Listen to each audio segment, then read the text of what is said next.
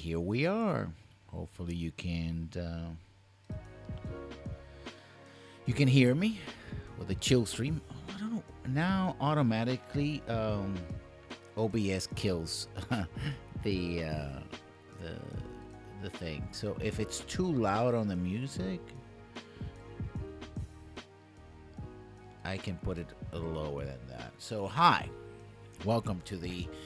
I've been talking about this for a while now. The year in review of the Lessons Learned podcast and channel. Well, podcast was last week, but you get the picture. So, what are we going to be talking about today? Today, and I'm doing it during the day and not during the evening because Puerto Ricans are very loud when we do the whole New Year's thing. So, there's going to be a lot of fireworks and all that. And that would be very nasty. And I wanted to just concentrate and chill for a while and talk and have a nice conversation with all of you today. Today for me afternoon. Probably it's evening where you are. And if you are, you're either at the New Year already or celebrating. Well, congratulations. Happy New Year's Eve for everybody. New Year's for everyone else.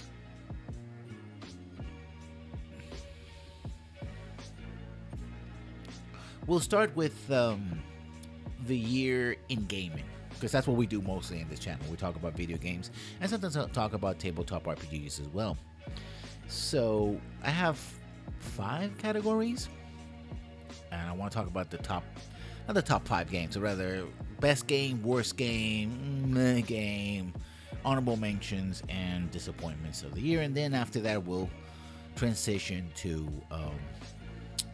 talk about the channel in general. Well, I want to start with games because that's mostly what we do, so let's do that. And there's some things I want to talk about that are very personal, and I want to leave that to the end if you stick with me. Also, the haircut, the thing. I need to get a haircut. I know. So, without further ado, let's talk about games. Let's start with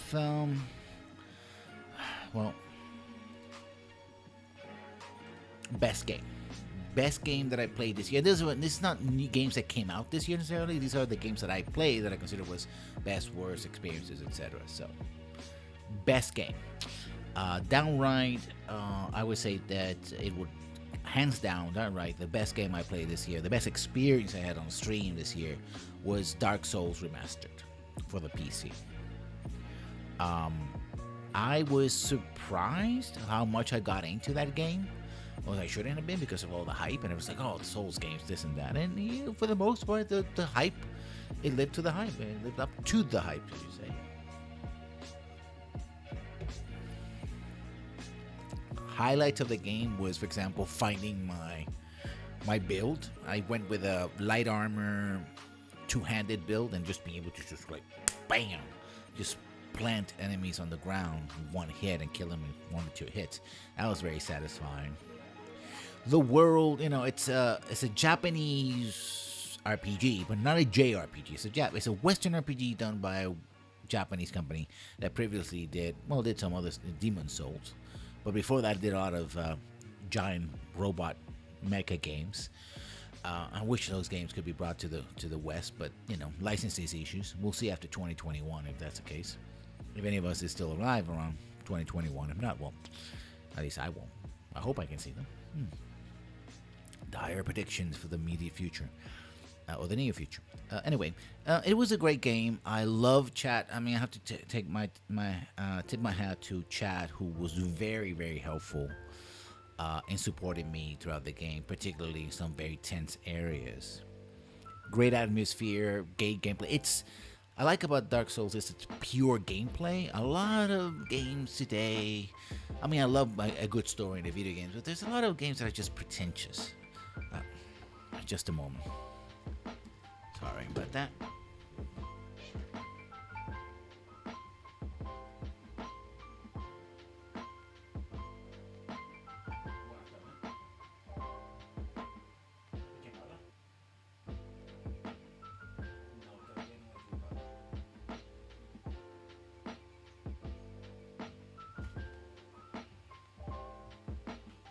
That's another thing that happened a lot this year. Interruptions. That was a cell phone call, which I shouldn't have taken. I should have gone to voicemail, but you never know. I take my calls because you never know when it's an emergency or something.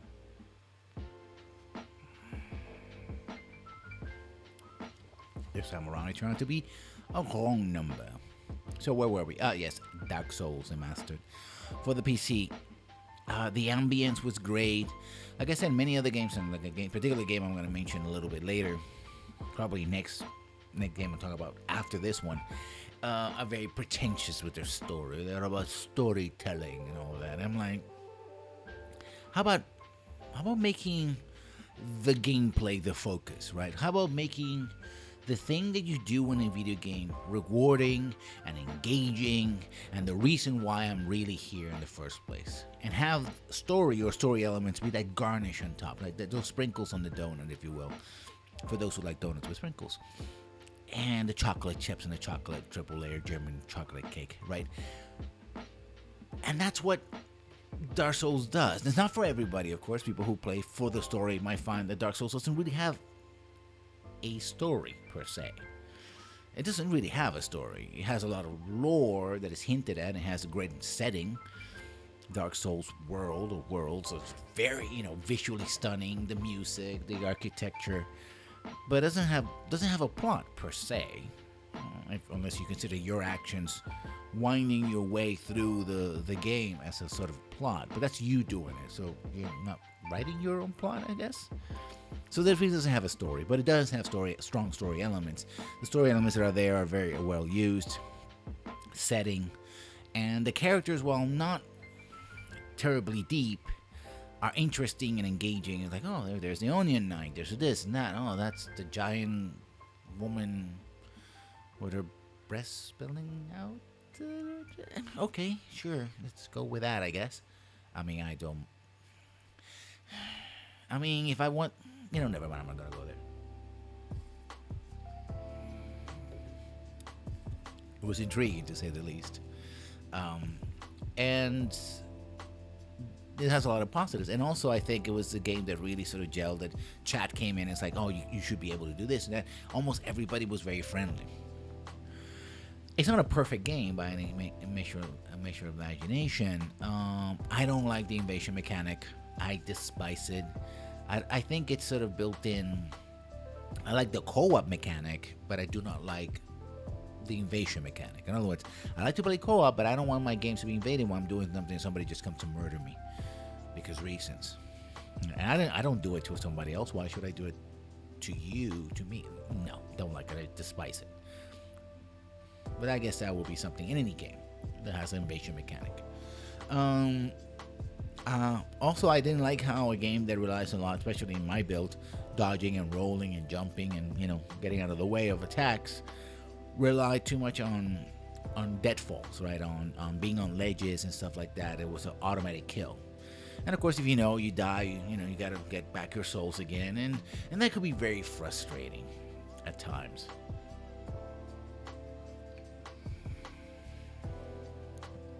Of course, it's almost always countered when you actually meet a boss, mini boss, or a big boss, and you defeat them. Which is that's what lies at the heart of Dark Souls. Like when you meet an enemy that you bang your head against, it's like, I finally defeated them. Oh wow! And to me, the moment, I think to most people, when it really comes together is when you meet the two gargoyles on top of the church or temple, and you fight them. It's like, oh, if I do this, I can minor spoilers.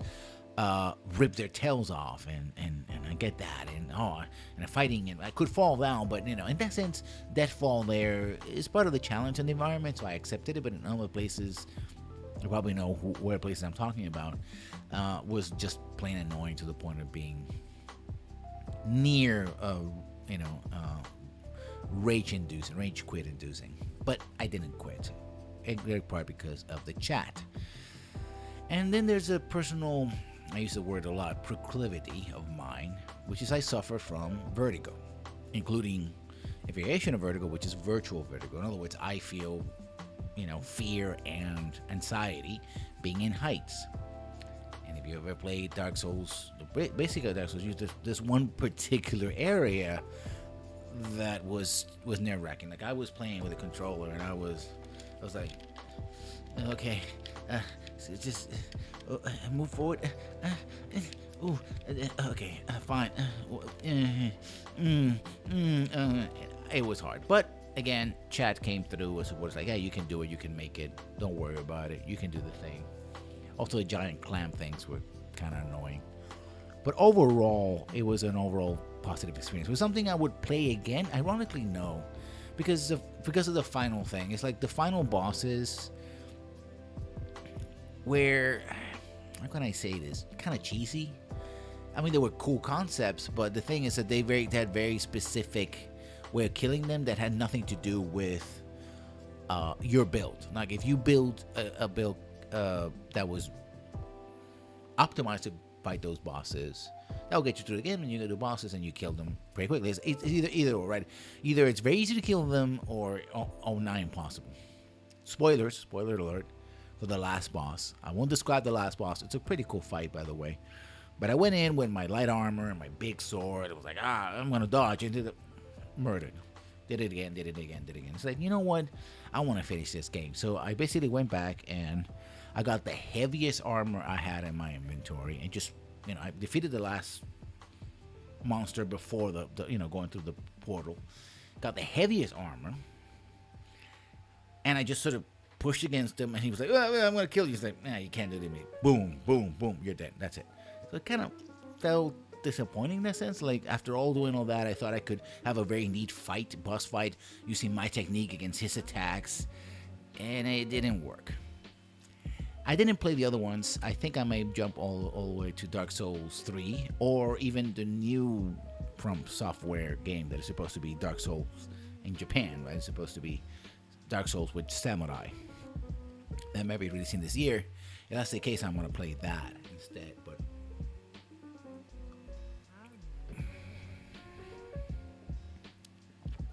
But I have to rate that experience as being the best experience in the game by far this year. Turn it around, the opposite is the worst experience I had this year. And hands down, that goes to none other than Far Cry 5. Far Cry, Ubisoft. For everything you do that you improve in Assassin's Creed, which I haven't played since the original, but I've seen, people playing, and it's going a good trend, especially with Odyssey and Cassandra. You have Far Cry 5, which is like, why?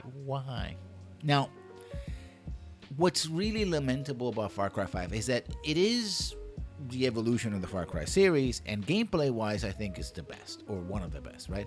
Took elements from other games and improved them.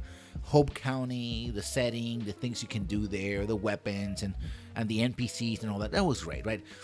The story of, because it's basically two stories, it kind of feels a little like Fallout 4, except that Fallout 4 wasn't as bad. And in fact, in Fallout 4 you can do the thing that Far Cry 5 refuses to do. In fact, goes the opposite, because they know people will do it, so they force you to do it, and that's where it really goes down the drain pipe.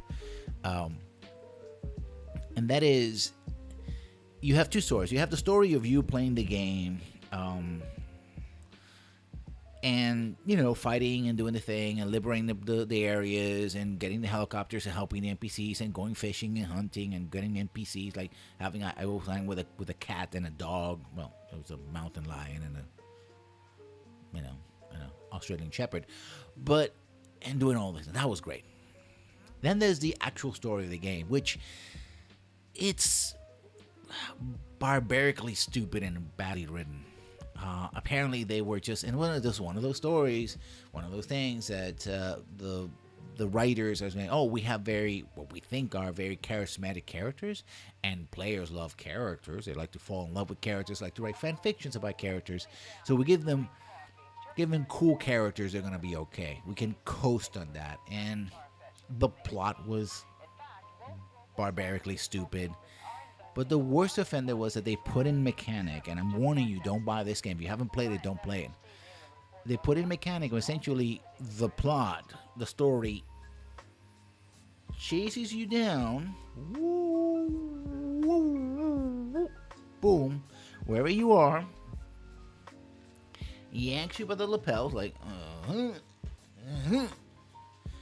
forces you to be in these pathetic cutscenes, and you're like,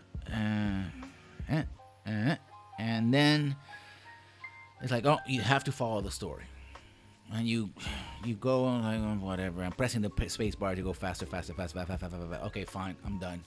Going back to the game, and it goes ahead. And the thing is, the story literally is written to tell you that you should not even play the game. Like the best ending, which it was a kind of a funny thing in Far Cry 4. Like, oh yeah, you can choose not to play the game.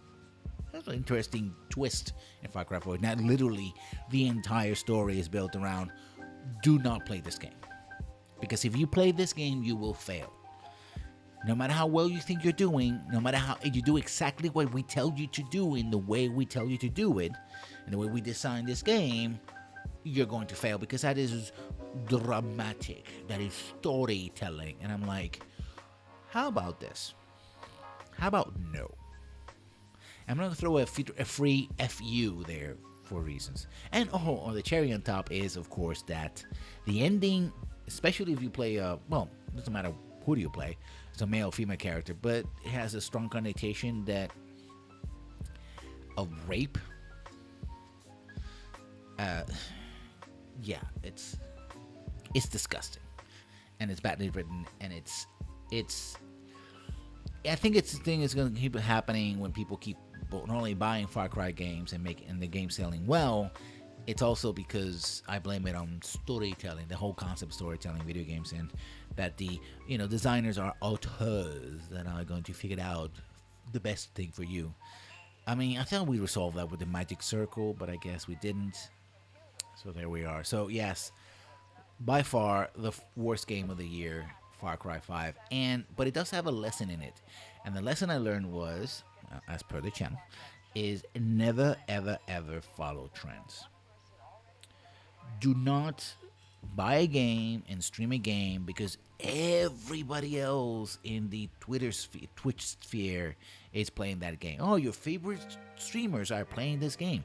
You should do that. Right, that's just going to give you the views. That's going to give you everything. Like, how about no? How about not doing that? Let's not do that. No.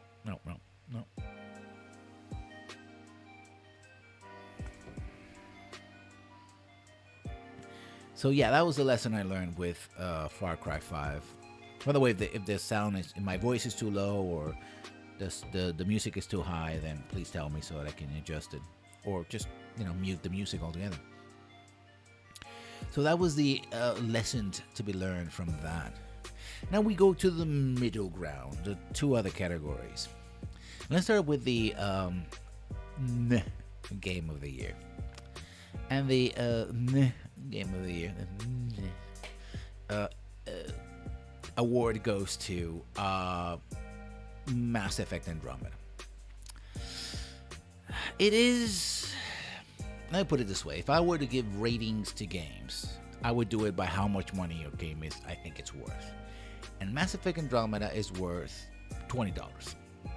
Yes, I'm aware that it was released at a $60 game plus, right? 60 plus, which is the current pricing in AAA games, but it's only worth about $20. They're going to get the most. So with a 50 to 60% markdown, right? Don't buy the game at full price. And if you did buy it at full price, I hope you enjoyed it, because otherwise, had I bought the game and played it at $50, $60, I think I would have been equally angry or more angry than Far Cry 5, because there's not because it's bad in the way Far Cry 5 is, it's just that there's nothing there. Ultimately, I think the criticism of Andromeda is that it tries to be everything for everybody. They think multiplayer, and people who love the original series, people who love lore, people who like combat. It tried to be everything, a game for everyone, and it turned out to be, at best, a game for a very subset of Mass Effect fanbase. So the people who stuck with Mass Effect throughout, and the ending and all that, rigmarole, yeah, Andromeda probably, hit their sweet spot. Everyone else is like, eh. I mean, I know about the facial animations and all that, and when I played the game, the version I had some improvement in the facial animations, But some of the things were glaring, like, oh, literally all the Asari have the same face, which is the face of the Doctor, puffy cheeks and all that. And I was like, hmm. And the one Asari that doesn't have that is one of your teammates, which is Phoebe, and I absolutely detested Phoebe. Phoebe to me was what octogenarian writer, before they die and they're giving one last assignment, it's like, write me a story from the point of view of a millennial. That's Phoebe in a nutshell. It wasn't good at all.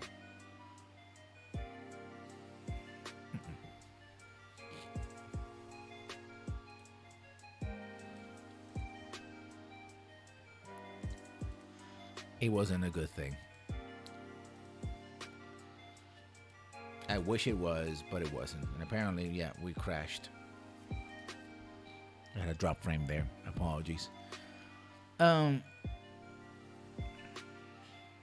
600. That's pretty low. So yeah, it's for everything that the game tries to do that it's okay. There's a lot of stuff that doesn't work. All the callbacks to the original game are literally reboots and rewrites of stuff that happened in the original game, and they just, for a lore monger like myself, it's like, but why did you? What? No, and literally this comes from me playing. When I played Andromeda, what I did is like, I'm gonna give Andromeda a fair shake, and I'm gonna do it. Well, probably wasn't very fair, by playing back to back from original Mass Effect all the way to Mass Effect Andromeda. And again, this seems to have some drops. I apologize.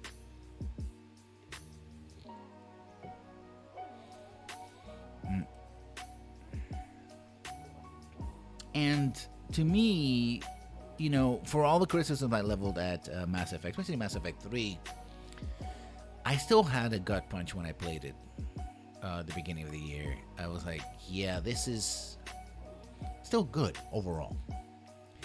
Wasn't a successful trilogy, but it was a successful set of 3 games, each one with its strengths and weaknesses, and I love them, all of them, in spite of my negative criticism. But Andromeda was like, I was waiting. Andromeda was like New Vegas for me. I was waiting for the game to wow me, to get me, right? Because like, oh, where is this gonna get good? Where is this gonna take off? And I'm gonna have my moment. And it never really happened. There were a couple things here and there, like, oh, this is interesting. This is curious. I wonder where this is going. And it led nowhere, because clearly this was the setup for a new and renewal of the franchise. Sorry, and a lot of those issues, I apologize, were going to be resolved in the games that now we're not going to get. So Andromeda, if it hasn't killed Mass Effect, it's certainly put in a deep ice. I think the only 2 moments that I was like, yeah, I'm playing the game, I'm into the game, is when you have that cinematic where the shuttles are going to the first colony. It's like, oh, I achieved this. I cleared up this planet, and now it's going to be colonized. I'm doing the thing that Andromeda is trying to do. And then at the end, because I did a lot of the side quests and all that, not all of them, I had all these allies come in and help me in the final battle. And that was good. I was like, it was a rush, but it was a rush that it had no lasting effect. Like, literally after I finished the battle and I'm running around talking to people, hey, we'll do this, I'm like, oh, that was it. Okay. Like, it had no lasting effect. And I think that's my overall impression of Andromeda. It has no weight. There's a lot of filler there, but doesn't amount to much of anything. So if you do want to play a Mass Effect game and you have 20 or some bucks and you have Origin installed on your computer, you could give it a try. Just take your time. It's the kind of game that you sort of play and stop and play some more. And, if you never actually finish it, that's fine. Electronic Arts never did finish it anyway, so don't feel any guilt about it. The GUI issues, the menus, there's a lot of things that was like, not horrible, but it could have been so much better, but they weren't. Okay, let me just quit something there. Okay, see if that helps. and they were not there, and you're like, oh man, you could have been better, you should have been better, but you weren't. And well, that's it. Well, that's the third category. The fourth category is the honorable mentions. And let's start with the game I'm replaying right now, which is Battletech. Battletech, I think, is a very good honorable mention because although it has some glitches and some bugs, although they fix some of those, it's a very niche game, right? It's a tactical game a la XCOM with giant robots. It also has its GUI, graphic interface problems, like mostly because they're probably either modified versions of the original rule set, of the original Battletech rule set, right? Tactical game. But if you like giant robots and you like tactical XCOM style games, and particularly if you are a fan of the Battletech universe, I think it will push all your right buttons. And they improved the game overall. I wouldn't put it one of the best games of the year, and because again there were some bugs, including one particular bug that I haven't encountered it in a while now. I encountered it more often than first time I played it, which when you finish the mission and it goes through the cycle of debriefing you, it's like, oh, this is what happened, this is what you get, etc. You get all through that, and then the game automatically saves, but it doesn't give you a chance to save in that sequence. So if the game crashes while it's doing that, I lost everything. They're like, what? Ooh, wow. So you have to do the mission all over again. So in many ways, the game kind of forces you to scum save. And I'm not averse to scum saving, but so I do it. But there you go. The game actually is encouraging me to scum save. So there you have it, right? So there's that. Other honorable mentions this year, let me see. Stardew Valley, in the sense that it's another game that is a filler game. My Battletech and Stardew Valley are the games that I play when I don't have anything else to play. I think honorable mention goes to, and I played a little bit of this, to Project Wingman, which is a demo. Normally I wouldn't talk about demos as being a thing that... but I did play a little bit of it on stream, and I hope the game comes out. And it reminds me that I'm going to play that game in Ace Combat. The new Ace Combat game is coming out next year, and I'm looking forward to that game. So probably be playing on stream if I can. Other honorable mentions, not a lot of them actually. XCOM, not XCOM 2. But XCOM, I played XCOM with all the DLC on stream, and it was as good as I remember it. That's a remake, not the original XCOM from 1991-92, but the remake, 2009, 2010. Of course, the Mass Effect games, Sans Andromeda, and also honorable mentions. But yeah, let me see if I remember at the top of my head any other game that I played that was an honorable mention. That's it. Mostly Battletech and some other games. Mostly repeats. Now for the list of the disappointments. And I'll talk about each game individually because most of them were my fault, right? Let's start with a game that I was looking forward to, Neverwinter Nights Enhanced Edition. It was essentially Neverwinter Nights, and I think it was disappointing in the sense that I played that game a lot. Hey, what about Everlands? Everlands? Cupsy, welcome to the... Oh, it's a game that you made. Well, I don't... I haven't played Everlands, so, So it wouldn't be, since I didn't play it in 2018, Cupsy or Cupsy, I can't say that it's an honorable mention, but if you shoot me a link to Rafa Ryder at Twitter, then yes, I might check it out. Okay. But overall, but yeah, I don't. Which reminds me, also I need to buy the what's the let me see.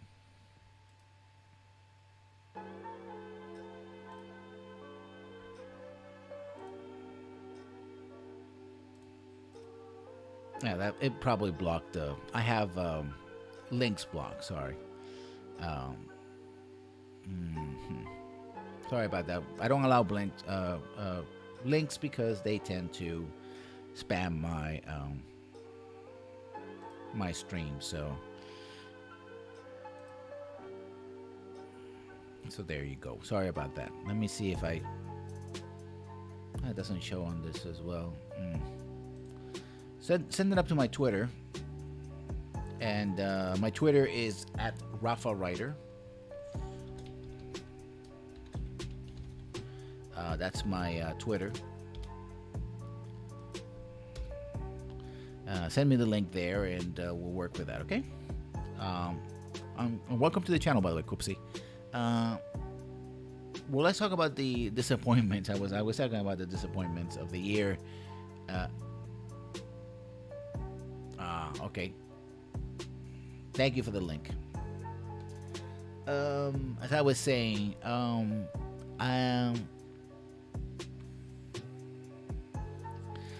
okay, I check it out, and I'll get back to you on that one.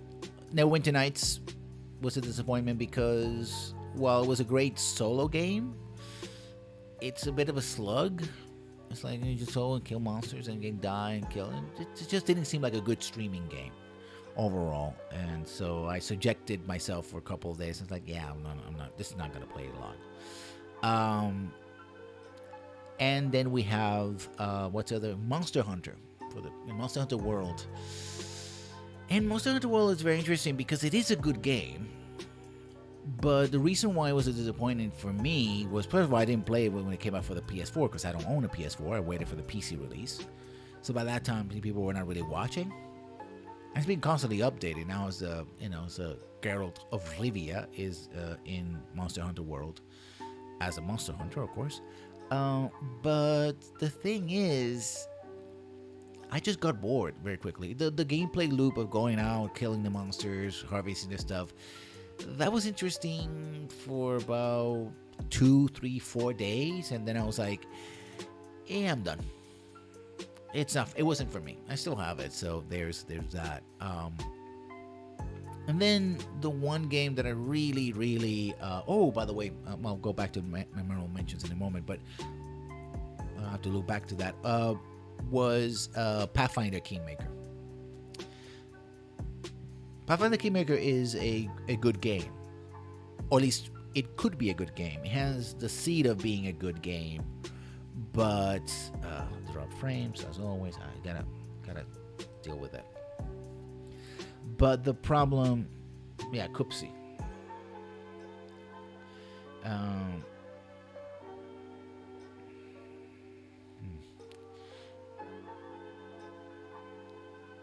And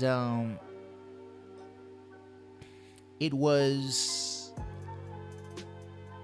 too ambitious, right? It was a first game in the Pathfinder series of computer games, right? From the Pathfinder line, or 3rd edition, 3.5 now Pathfinder games, 1st edition. But I think they took the wrong approach in the sense this is an Alcad Games, the first game doing it. The game worked very well for a Pathfinder game, but overall, I think they was just too ambitious in the way they did things. And for me, they had way too many bugs. The loading screens were just everywhere, and they were extremely long. And then in the last update I was playing when I decided to quit, basically was, now it crashes while in the loading screen. So you didn't know if it was crashing on the loading screens, or just the loading screens were even longer than usual. So yeah, it's a game that if I revisit it, I'll probably play it by myself. I won't play it on stream again, because I played it once, I stopped, and I played it again, so it's not gonna be there. So those were basically the disappointments. And XCOM 2. And again, XCOM 2 was a disappointment because I felt it was overwhelming for me. It's just way too much. It was just too much for me. The game just seemed to be throwing a lot of stuff at me, and I was like, I can't handle this. It's just too fast-paced, too much, And for people who are XCOM 2 aficionados, Distracted Elf being one of them, she's great at it. She loves it, but I just can't. I'm like, nope, nope, nope, nope, nope. I can't do this. No way, Jose. It ain't for me. Sorry, not gonna happen. So sorry about that, but no XCOM 2. Going back to honorable mentions a little bit, I would it definitely include the Shadowrun trilogy, the entire trilogy, as an honorable mention, and Doom, which is I managed to play Doom, the remade edition. I think the new Doom was supposed to drop this month, but I haven't heard anything about it. Nope, I haven't seen any reviews, and I don't know, maybe it got delayed or just people, Bethesda still dealing with the problems of Fallout 76 are, well, they're not dealing with it, so there's that. Let me see something if I can, just,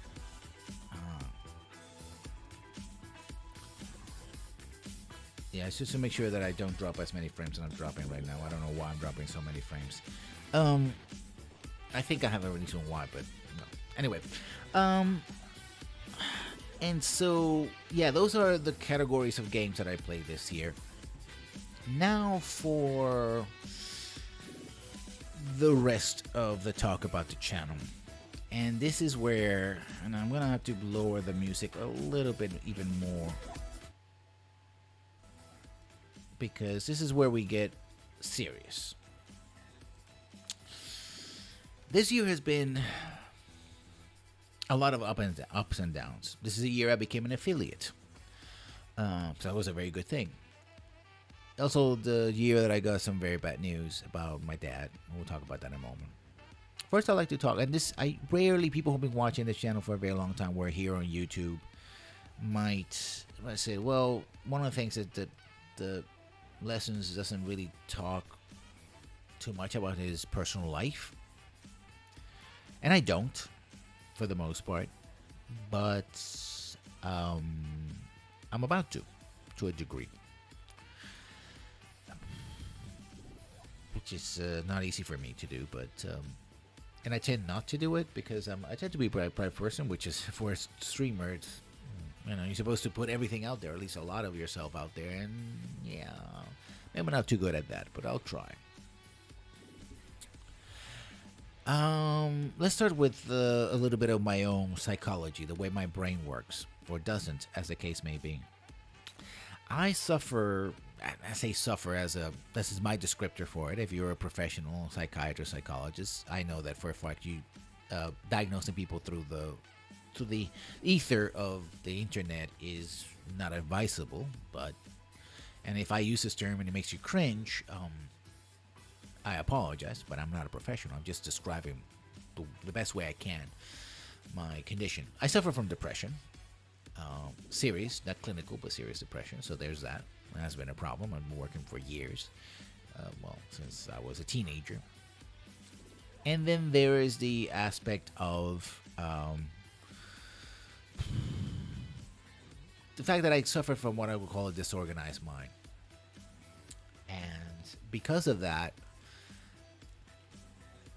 it's easy for me. If somebody says to me, okay, you have to do this, and this at this time, and this is your schedule, and you take classes in this, and you go to work here, and you do this and that.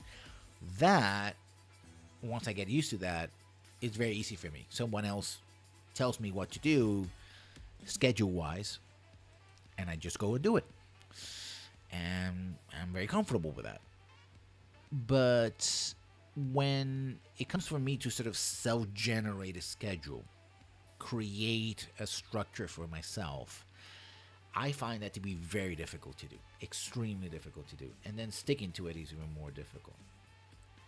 And one of the good things about having being on Twitch is that it forced me to create a schedule, even if I don't usually post it, and try to keep it as best as I can, right? Streaming, I used to stream in the afternoons and evenings.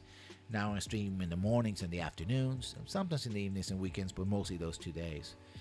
And having said, okay, you have to do this at this moment, and reasons are, various, changes in my internet connection, my life, my real life, which I'll talk about in a moment, some of it anyway. And having that that sort of structure, right? Okay, you have to do this in this moment and this and that and blah blah blah, and do it in a very organized way. But a lot of people, that's just their daily lives. And for me, it's something that is a challenge. Is being enormously helpful and uplifting and all that. But there's a dark side to that, or flip side to that, is that once you recognize that it's very hard for you to create a schedule for yourself, a structure for yourself, you then sort of become married to it in a way. You become obsessive about it. And I'm trying to sort of add some flexibility. Let me explain why I'm so married to it. For example, let's say I'm going to do the stream at 2 o'clock. Well, I just don't jump in and turn on the doodads and oh yeah, OBS and chat and blah blah. Okay, I'm all done. I don't do that. I don't do it like that. I need at least an hour to prepare. Maybe a little less, maybe a little more, but usually an hour. At the hour, I go, okay, I'm going to stream. So I send out the first messages on Twitter and Tumblr and some other places. I turn everything on, set it up, start the countdown at an hour before. You don't see the countdown because I usually start the countdown at 15 minutes, but now I do it at 10 minutes before the hour. That is when I go live. But the countdown is running, half an hour to an hour before. So I can get into that sort of mindset of, okay, I'm going to stream. This is what I'm going to do. This is what I have, and I'm going to do now. And that takes me on. So I have to sort of transition into it. So that if I get thrown out of schedule, I don't have that buffer, that hour buffer to mentally transition from whatever else I was doing to streaming. I'm completely off my game. And I just have to, I can't really do it as effectively. Some people can just sit in and just do it and blah, blah. I have to have that. So there's a dark side to it, and I'm still working with that, and hopefully I'll get better with that. Also this year, as many people know, it's around the world and in different countries. 2018 has been a very difficult year, and it's no different in my household. One of the reasons is that I have elderly parents, and I'm an only child, so you can see where this is going. I'm basically the primary, if only caretaker of two parents that are divorced, and as such, sorry about that with the music. Whenever they need to go to the hospital, or they need to go to a doctor's appointment, or they need medicines, or need help. My mom, for example, doesn't drive. My dad does, but he can't drive at night, because they're elderly. So often when I have to go, not only do I have roommates, and I'm the one who owns the car here, when I share my roommates in this place, and they keep interrupting me for different things. On top of that, my parents live by themselves, and they're like, oh, Rafa, I need this, I need that. And sometimes they tell me with advance, or sometimes they don't. They're like, oh no, I just need this. And it's like, right? Because I'm the adult in their lives, as opposed to me. On top of that, recently, and this is where I get things really, really personal. I sat down and talked to my dad, and he told me the following. I'm paraphrasing, translating from Spanish, and of course paraphrasing. He said, the doctor told me that I need a very aggressive treatment for my cancer.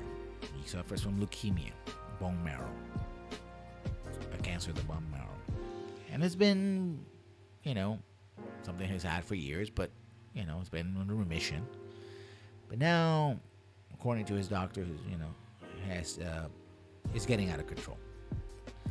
And so he needs to, if he chooses to do so, he's going to need some very aggressive chemotherapy.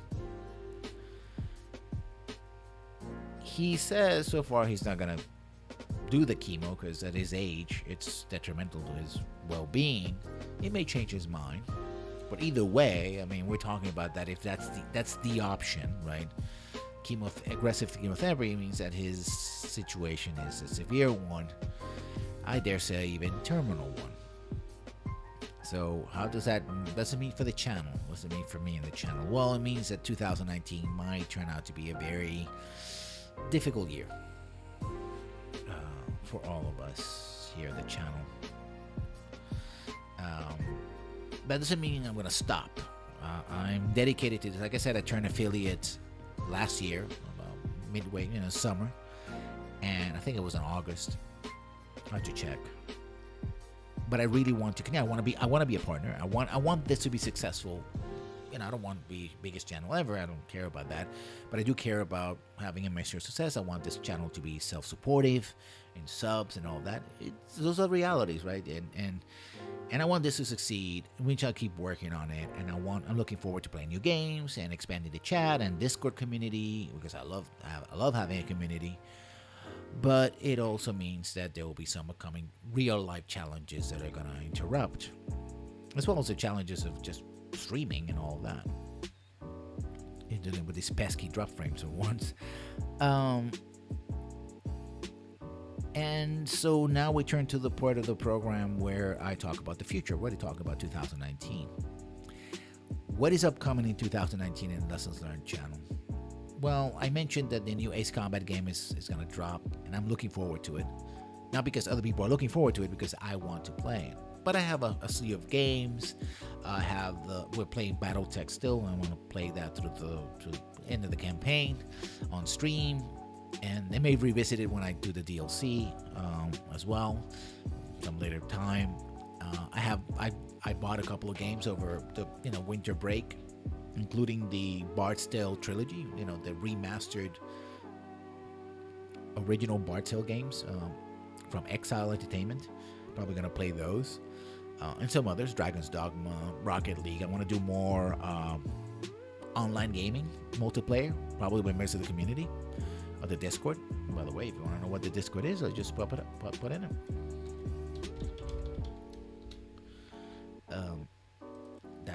That's a Discord. You want to join, continue the conversation, you can go over to the Discord. But there's going to be plenty of games.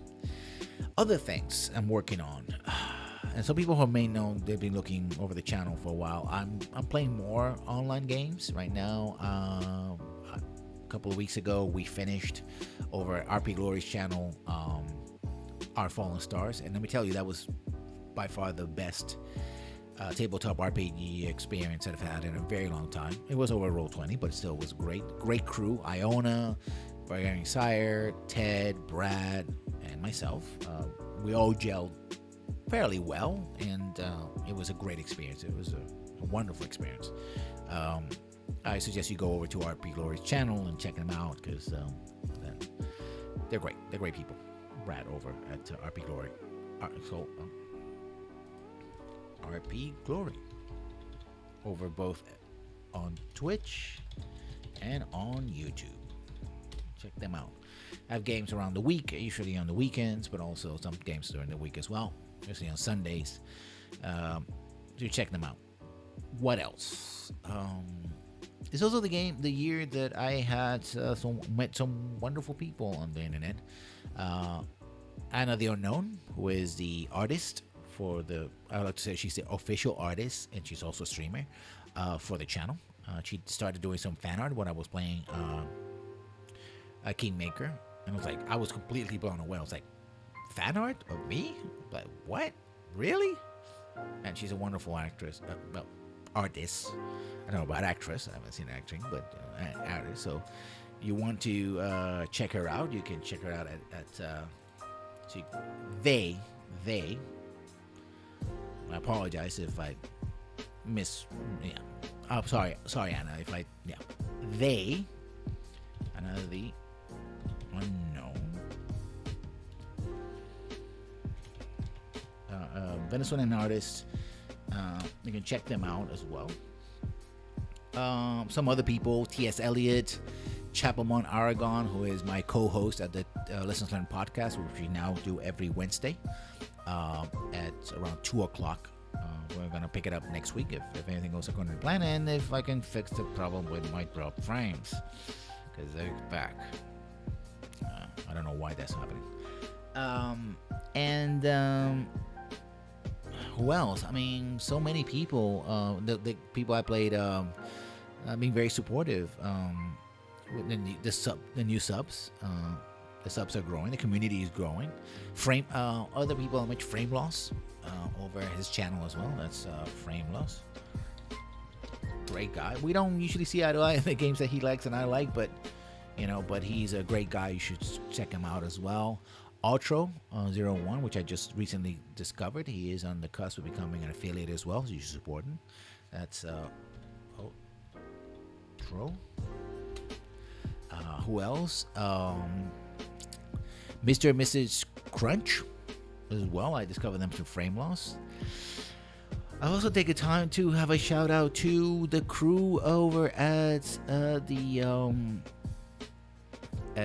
Adam Coble's The Mat Squad.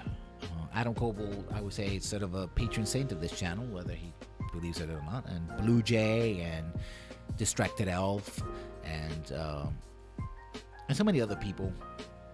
I think their support has been great as well. That's the Math Squad. Math Squad. Let me just Math Squad at Discord. And Adam Coble,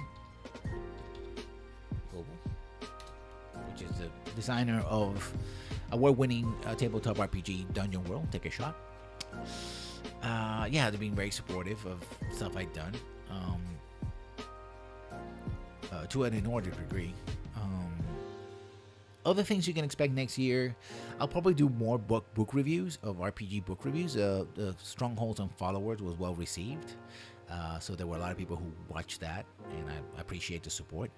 I thought about doing more YouTube videos, but I'm having some hardware problems and software problems, so I probably won't be doing a lot. I'll be posting stuff here in YouTube, like this, the VODs here and on YouTube, but long form discussion videos, I think, those are dead. I've been trying to convince myself that I could keep them going, but no, they're not gonna come back for a while anyway. I hope also to get more stuff, like get a green screen so you don't see this white wall with all this stuff over there that's it's bottles for cleaning my computer and stuff like that. My messy room. Also better sound as well. New mic. Always working on that stuff. Also some health issues as well, so I have to work for myself. Like lose some weight.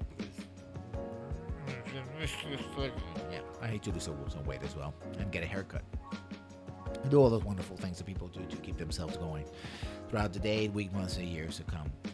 So 2019, and finally, I'm working on a game of my own, known as 2980. Now, that's not a video game; that's a tabletop RPG.